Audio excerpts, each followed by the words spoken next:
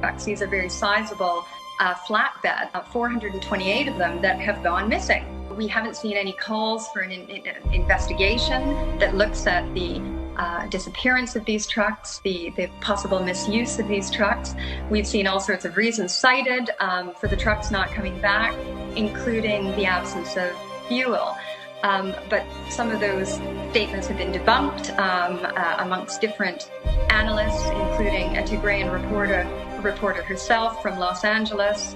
Also, it's notable that the president of the TPLF, the Tigray region, Debretsion Gebremikhail, said in a statement on Tigrayan TV recently that in the last few days that fuel that the government had left had been identified and found, and that fuel would be used sparingly and in a rationed way to support the military effort, but that the military effort had to be prioritized. So that raises questions about the extent to which military operations are being prioritized over humanitarian operations.